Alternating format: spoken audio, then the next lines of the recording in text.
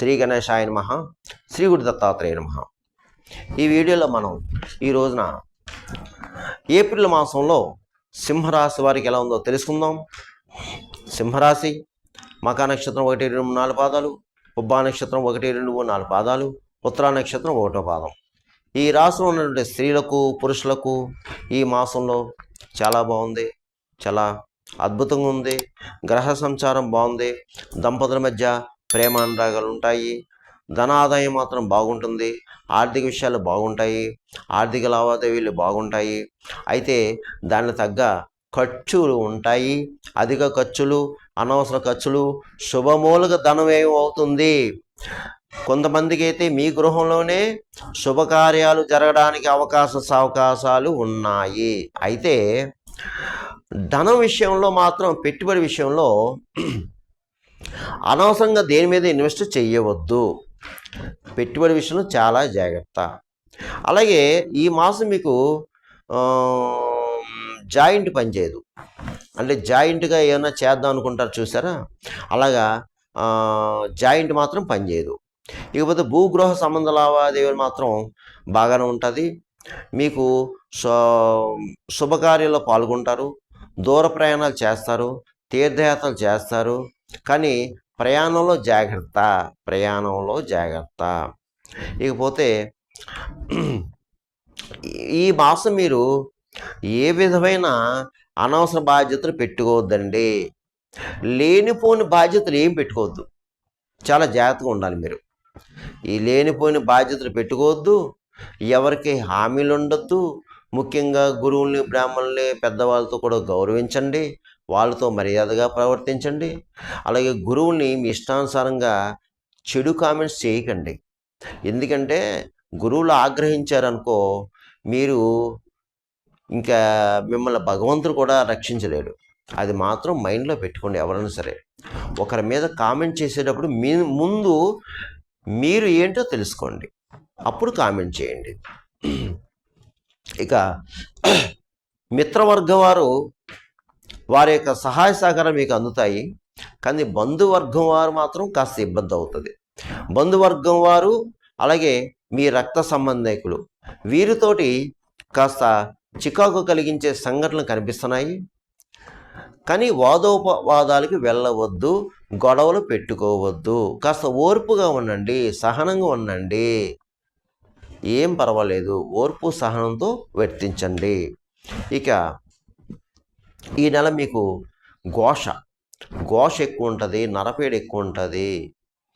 చాలా జాగ్రత్తగా ఉండాలి. శత్రువులు ఎక్కువ ఉంటారు, మీకు తెలియని శత్రువులు ఎక్కువ ఉంటారు. ముఖ్యంగా ఆరోగ్య విషయం చాలా జాగ్రత్త. రియల్ ఎస్టేట్ రంగం వరకు బాగుందండి ఈ మాసం. అలాగే స్పెక్యులేషన్ లాభిస్తుంది. ప్రైవేట్ కాంట్రాక్ట్స్ కూడా బాగుంది. మోటార్ ఫీల్డ్ వరకు కూడా బాగుంది. అలాగే అన్ని రకాల వ్యాపారస్తులకి, చిన్న వ్యాపారస్తుల నుంచి పెద్ద వ్యాపారం వరకు కూడా బాగుందండి. వ్యాపారం చక్కగా సాగుతుంది. మీకు అధిక లాభాలు వస్తాయి. అలాగే జాయింట్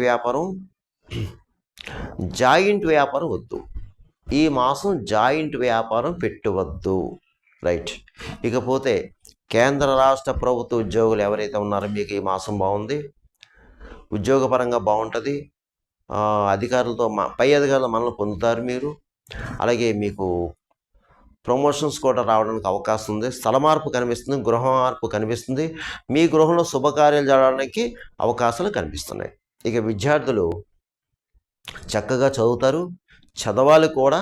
మీరు ఏ విధమైన ఇతర వ్యాపకాలు పెట్టుకోవద్దమ్మా. చదువుకునే విద్యార్థులు. అలాగే మీరు ప్రతిరోజు కూడా సరస్వతీదేవి మంత్రాలు, అలాగే హయగ్రీవ స్తోత్రం చదువుకోండి. ఇక విదేశాలకి పై చదువులకి విదేశాలు వెళ్ళేవారికి, అలాగే ఉద్యోగరీత్యా వెళ్ళేవారికి ప్రయత్నం చేసుకొని మీకు బాగుంది ఈ మాసం. ప్రయత్నం చేసుకోండి. ఇక రాజకీయ నాయకులు ఈ మాసం బాగుందండి. ప్రజల్లో మంచి గుర్తింపు తెచ్చుకుంటారు, పేరు ప్రఖ్యాతను సంపాదించుకుంటారు. గ్రామాల్లో మంచి కార్యక్రమం చేపడతారు. గౌరవ పురస్కారాలు లభిస్తాయి మీకు. అయితే ధనం విషయంలో జాగ్రత్త. ఆర్థికపరమైన ఇబ్బందులు మీకు ఉంటాయి. అలాగే మీకు తెలియని శత్రువులు ఉంటారు. నరఘోష ఉంది, జాగ్రత్త. ఇక కళారంగం వారు, సినిమా, టీవీ, అలాగే ఇతర టెక్నీషియన్స్, రచయిత, దర్శక, నిర్మాత, గాయని, గాయకులు, నటీవర్గం వారు, మీకు ఈ మాసం మంచి సువర్ణ అవకాశాలు వస్తాయండి.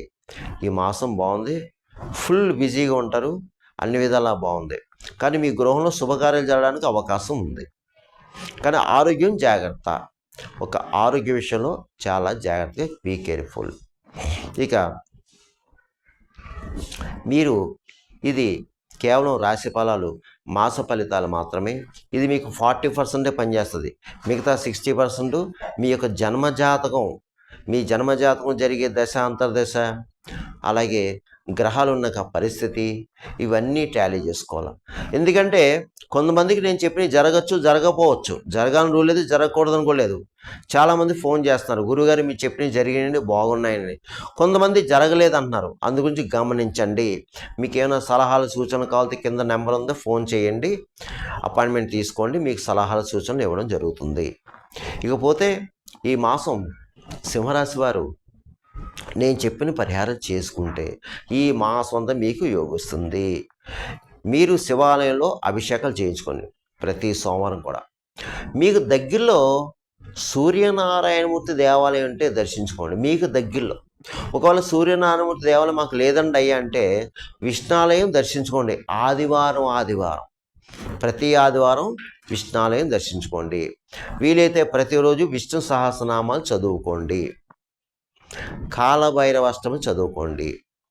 ఒకసారి ఒక ఆదివారం కిలోంపావు గోధుమలు ఎర్రటి వస్త్రంలో మూట కట్టి అయ్యగారికి దానం చేయండి.